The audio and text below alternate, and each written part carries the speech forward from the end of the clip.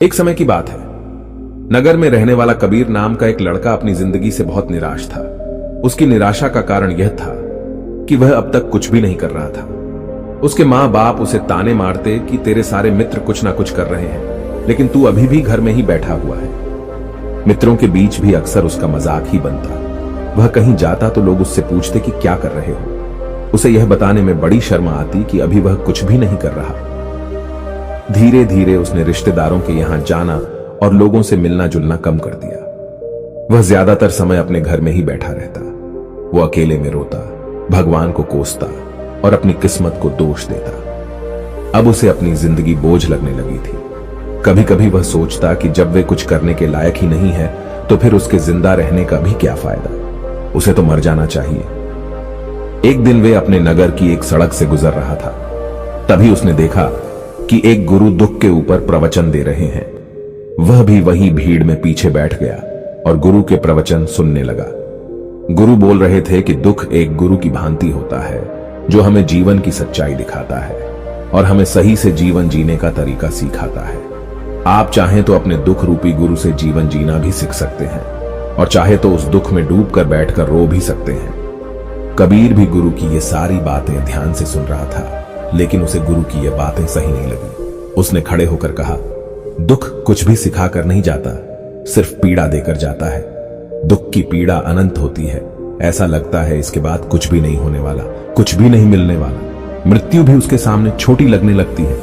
गुरु ने कहा, आखिर क्या दुख है तुम्हें? कबीर ने अपना सारा दुख गुरु के समक्ष कह सुनाया और पूछा, क्या आपके पास मेरे इस दुख का कोई समाधान है? यह सुन गुरु मुस्कुराए और बोले, जिस दिन तुम्हारे जीवन में सच्चा दुख आए उस दिन मेरे पास आना, मैं तुम्हारे दुख का समाधान अवश्य करूंगा। इतना कहकर गुरु वहां से चले गए। कबीर ने सोचा, क्या मेरा दुख सच्चा नहीं है? क्या जिसने से गुजर रहा हूं वो छोटा है? कोई भी मेरे दुख को नहीं समझ सकता। जब मां बाप नहीं समझ पाए तो गुरु के समझेंगे। अपने दुखों से परेशान होकर कबीर ने एक निर्णय लिया कि अब वह कुछ करके दिखाएगा। उसने एक छोटा सा व्यापार शुरू किया, लेकिन उसमें उसे सफलता नहीं मिल रही थी। पर उसके घर वाले खुश थे कि वह कुछ तो प्रयास कर रहा है। वह अपने व्यापार में जुटा रहा और उसे धीरे धीरे सफलता भी मिलने लगी। फिर उसने रफ्तार पकड़ ली और सिर्फ 3 साल के अंदर ही वह एक बड़ा व्यापारी बन गया। अब कबीर के चारों तरफ ऐसे बहुत से लोग थे जो उसकी चिंता करते थे, उसे पसंद करते थे, उसके काम की प्रशंसा करते थे। अब उसके घर वाले भी उसकी प्रशंसा करते नहीं थकते थे। दिन प्रतिदिन उसके मित्रों की संख्या बढ़ती जा रही थी। अब वो अपनी जिंदगी से बहुत ही खुश था।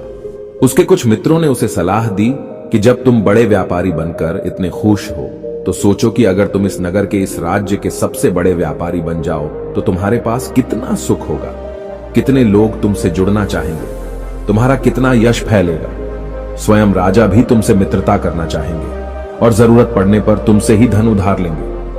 मित्रों की यह बात कबीर के मन में घर कर गई। अब उसने और भी धन कमाने का प्रयास शुरू कर दिया, लेकिन उसे यह सब कुछ बहुत ही जल्दी चाहिए था। वह सब कुछ प्राप्त करने में अपना ज्यादा समय बर्बाद नहीं करना चाहता था।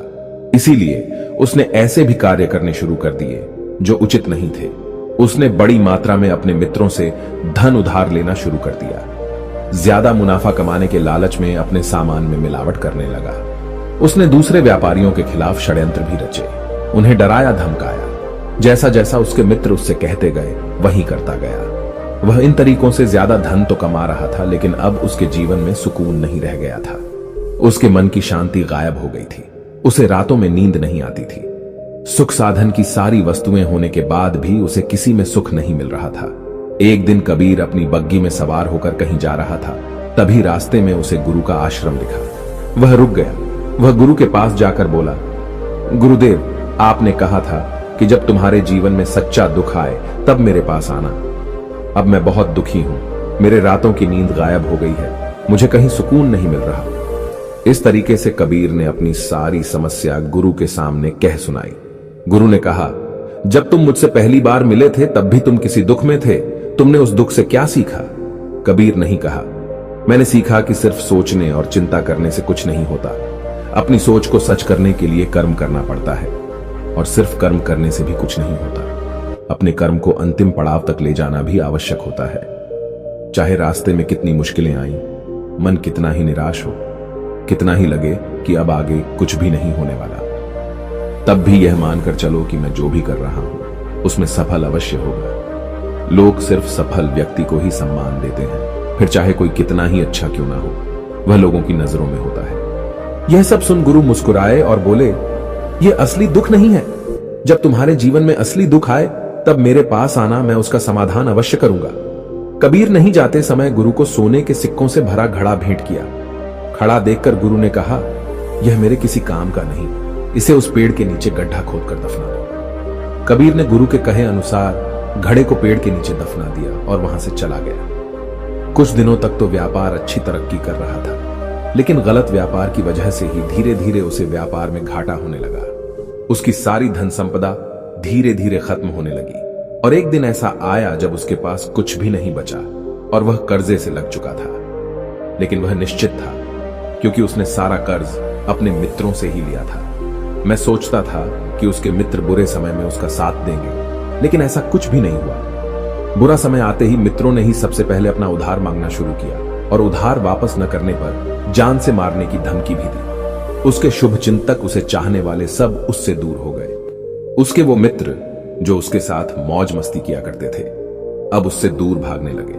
उसके परिवार वाले उसे उसकी गलतियां और कमियां गिनाने लगे। उसकी सारी संपत्ति नीलाम हो गई और उसके पास कुछ भी नहीं बचा।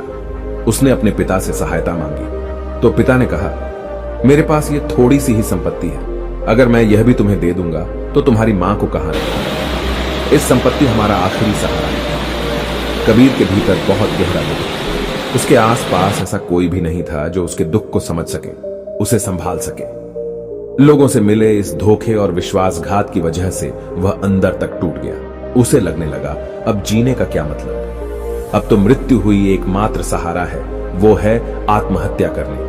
एक भारी की तरफ जा रहा था कि तभी उसे याद आया, गुरु ने कहा था, जब तुम्हारे जीवन में असली दुख आए तब मेरे पास आना। कबीर गुरु के पास गया और अपना सारा दुख के सुनाया। वहीं आंखों में आंसू भरकर बोला, मेरे इस दुख का समाधान कीजिए। गुरुदेव गुरु ने कहा, जब तुम्हारे जीवन में असली दुख आए तब मेरे पास आना, मैं उसका समाधान अवश्य करूंगा। कबीर ने कहा, क्या अभी जो मेरे जीवन में घट रहा है वो दुख नहीं है? आखिर असली दुख होता क्या है? गुरुदेव गुरु ने कहा, सबसे पहले तुम ये बताओ कि तुमने अपने इस दुख से क्या सीखा?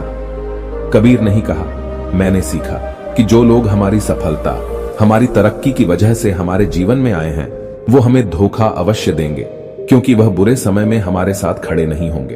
वह केवल अच्छे समय में हमारा फायदा उठाएंगे और बुरे समय में छोड़कर चले जाएंगे। भरोसा केवल उन्हीं लोगों पर करना चाहिए जो हमारे बुरे समय में, असफलता के समय में हमारे साथ खड़े रहते हैं। लेकिन ऐसे लोग बहुत ही कम होते हैं, पर जिसके पास होते हैं उन्हें उनकी कद्र करनी चाहिए, उनका अपमान नहीं करना चाहिए। मैंने यह भी सीखा कि कभी किसी के खिलाफ षड्यंत्र नहीं रखना चाहिए। ईमानदारी और धैर्य के साथ अपना काम करना चाहिए और कभी लालच नहीं करनी चाहिए। अपना सारा दुख और अनुभव बताने के बाद कबीर आंखों में आंसू भरकर गुरु के सामने बैठा रहा। थोड़ी देर बाद गुरु उठे और उस पेड़ के नीचे गड्ढा खोदकर वह घड़ा बाहर निकाला जो सोने के सिक्कों से भरा हुआ था और उसे कबीर को दे दिया और कहा, जब तुम्हारे जीवन में असली दुख आए तब मेरे पास आना। कबीर ने गुरु को धन्यवाद दिया और उन्हें प्रणाम कर वहां से चला गया। उसने उस ढंग से एक छोटा व्यापार शुरू किया। अब वह एक छोटा व्यापारी बनकर भी खुश था। उसने पूरी लगन और ईमानदारी से व्यापार किया। देखते ही देखते वह अपने नगर का फिर एक बड़ा व्यापारी बन गया। उसका जीवन खुशियों और सुविधाओं से भर गया। लेकिन कोई कितना भी अच्छा हो, कितना भी अच्छा काम करें, दान करें, पुण्य करें, लोगों की मदद करें, लेकिन जीवन में दुख तो आता ही है। तो कबीर के जीवन में भी दुख आया। उसके माता पिता की मृत्यु के रूप में वो दोनों एक ही दिन मृत्यु को प्राप्त हो गए। कबीर अपने माता पिता से बहुत प्रेम करता था, इसलिए उसे उनकी मृत्यु से बहुत गहरा आघात पहुंचा। वह उन दोनों के पार्थिव शरीर को शमशान घाट ले गया, जहां उनकी अंतिम क्रिया की गई। वहां उसने अपने माता पिता के शरीर को जलते हुए देखा तो उसका मन बेचैन हो गया। उसके अंदर बहुत से प्रश्न उठने लगे हैं। घर वापस आया तो उसने अपने माता पिता के घर और संपत्ति को देखा, जिसके लिए उसके पिता हमेशा लड़ते रहते थे। आज वह लावारिस पड़ी है। आज उसकी देखरेख करने वाले, उसके लिए लड़ने वाले इस दुनिया से चले गए। उसके पिता ने जो भी कमाया था, जो भी बनाया था, वो सब यहीं रह गया था। 1 दिन पहले तक किसी से भी अपनी संपत्ति के लिए लड़ जाने वाले उसके पिता आज खुद इस दुनिया से अलविदा हो गए थे। उसका मन इसी तरह के अनेक विचारों के भंवर में फंसा हुआ था। उसे अंदर से अकेलापन और डर महसूस हो रहा था। उसे कुछ खालीपन सा महसूस हो रहा था। उसे लग रहा था कुछ तो है जिससे वो समझ नहीं पा रहा। इसीलिए वो गुरु के पास गया। उसे देखते हुए गुरु ने कहा, क्या जीवन में कोई दुख है? कबीर नहीं कहा, वैसे तो जीवन में कोई दुख नहीं है गुरुदेव, सब सुख है, सब अच्छा चल रहा है, लेकिन आज मेरे माता पिता की मृत्यु हो गई। इस घटना से मेरा मन बहुत दुखी और बेचैन है। गुरु ने कहा, इसमें दुखी होने वाली कौन सी बात है? 1 दिन तो सभी के प्रियजनों को मरना ही है। हमेशा जीवित ना तो कोई रहा है और ना ही कोई रहेगा। एक दिन तो तुम्हें भी मरना ही है। हो सकता है कल ही मर जाओ या आज भी मर सकते हो। कबीर ने कहा, यह आप क्या कह रहे हैं? गुरुदेव कि मैं भी मर जाऊंगा, पर मैं तो अभी जवान हूं। गुरु ने कहा, इस भ्रम में तो सभी जी रहे हैं कि मृत्यु दूसरों को आती है, बूढ़ों को आती है, लेकिन बूढ़ों के सामने ही जवान मर जाते हैं, बच्चे मर जाते हैं। मृत्यु का किसी की उम्र से कोई संबंध नहीं है, तो सबको अपना बना लेती है। गुरु की यह बातें कबीर के मन में घर कर गई और वह चुपचाप वहां से चला गया। लेकिन उसका मन अभी बेचैन था, अब भी था। वह कुछ खालीपन सा महसूस कर रहा था। वह पूरे दिन अपने बारे में सोचता रहता कि वह कौन है, इस दुनिया में क्यों आया है, क्या सिर्फ चीजों का उपयोग करना और मरना ही जीवन का लक्ष्य है? ऐसे ही बहुत से प्रश्न उसके मन में लगातार उठ रहे थे, लेकिन उसे अपने किसी भी प्रश्न का उत्तर नहीं मिल पा रहा था और उसका दुख दिन प्रतिदिन बढ़ता जा रहा था। इसीलिए कुछ दिनों बाद वह फिर गुरु के पास पहुंचा और बोला, गुरुदेव, मैं बहुत दुखी हूं क्योंकि मैं यह नहीं जान पा रहा हूं कि मैं कौन हूं और इस दुनिया में क्यों आया हूं। यह सुन गुरु मुस्कुराए और बोले, आज पहली बार तुम्हारे जीवन में सच्चा दुख पैदा हुआ है। वास्तव में यही है जो दुख कहलाने के लायक है कि हमें पता नहीं कि हम कौन हैं, क्यों आए हैं, क्या करना है, कैसे करना है। कबीर नहीं कहा, गुरुदेव मेरे इस दुख का समाधान कीजिए।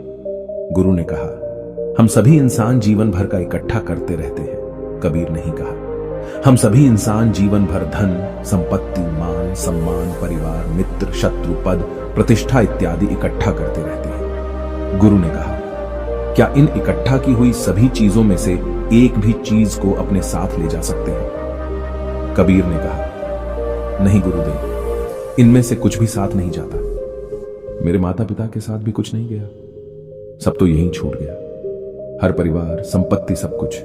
गुरु ने कहा, अब मेरी बातों को ध्यान से सुनना।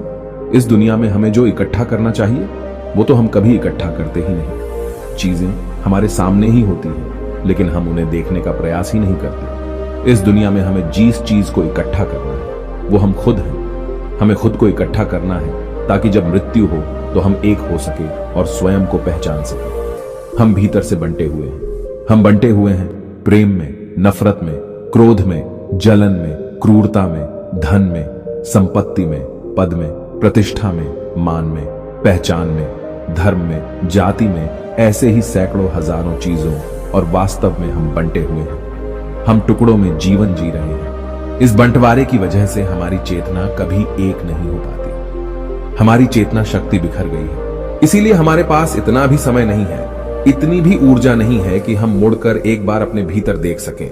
वास्तव में जिस धन की कमी, सुविधाओं की कमी, मान सम्मान की कमी को लोग दुख समझते हैं और जीवन भर उसे दुख बोलकर रोते रहते हैं और उनका समाधान खोजने का प्रयास करते रहते हैं, उन्हें उसका समाधान कभी मिलेगा ही नहीं, क्योंकि जिन्हें लोग दुख कहते हैं वो असली दुख है ही नहीं। वो तो सिर्फ इंसान की चाहत है, उसकी इच्छा है जिसकी पूर्ति कभी नहीं की जा सकती। इसीलिए यहां व्यक्ति को ऐसे दुखों का कभी समाधान मिला ही नहीं। इसीलिए इन सब के ऊपर अगर अपने दुखों का परम समाधान चाहिए तो सबसे पहले अपने आप को इकट्ठा करो। अपनी ऊर्जा को इस संसार से वापस खींचो और एकत्रित करो। अपने ऊपर ध्यान दो, खुद पर ध्यान लगाओ। मृत्यु से पहले अपने आप को पहचान लो। ऐसे ही बिखरे हुए मत चलो। कबीर नहीं कहा तो क्या गुरुदेव हमें यह संसार छोड़ देना चाहिए? अपनी सभी इच्छाओं को मार देना चाहिए। किसी से प्रेम नहीं करना चाहिए। धन संपत्ति नहीं इकट्ठा करनी चाहिए। मान सम्मान की आशा छोड़ देनी चाहिए। गुरु ने कहा, एक बिखरे हुए मनुष्य के अंदर से कामनाएं, इच्छाएं और वासनाएं ऐसे ही निकलती हैं जैसे पहाड़ से कोई पत्थर गिर रहा हो जिस पर पहाड़ का कोई नियंत्रण नहीं है। सिवाय देखने, परेशान होने और कुछ खोने के। इसी प्रकार एक बिखरे हुए मनुष्य की इच्छाएं अनियंत्रित और दुखदायी होती हैं। उसका अनियंत्रित मन कुछ भी इच्छाएं और कल्पनाएं करता रहता है और दुखी होता रहता है। लेकिन जब व्यक्ति एकत्रित हो जाता है तो वह जो भी करता है सब उसके नियंत्रण में रहता है। तभी इच्छाएं भी उसकी इच्छा से निकलती हैं। कबीर ने कहा, गुरुदेव, आपने मेरे सच्चे दुख का समाधान कर दिया। आपका बहुत बहुत धन्यवाद। आपसे मैं खुद को एकत्रित करने का प्रयास करूंगा। गुरु ने कहा, मानव शरीर में बहुत ऊर्जा है, बहुत शक्ति है, पर यह बेकार के कामों में बाज कर रह गई है, चीजों में लगी रहती है। यह ऐसा ही है जैसे कि एक अत्यंत शक्तिशाली मशीन किसी बच्चे के हाथों में दे दी गई हो और वह बिना सोचे समझे, बिना किसी नियंत्रण और जानकारी के बस इसकी शक्ति को कहीं भी बर्बाद कर रहा हो। इसीलिए अपनी चेतना की शक्ति पर ध्यान दो और इसे एकत्रित करो। कबीर को अपने प्रश्नों का उत्तर मिल चुका था। उसने गुरु को धन्यवाद किया और चुपचाप वहां से चला गया। दोस्तों, उम्मीद है कि आपको यह कहानी पसंद आई होगी। यदि आप ऐसी और मजेदार कहानियों और संदेशों को और सुनना चाहते हैं तो हमें सब्सक्राइब करें। नमो बुद्धाय।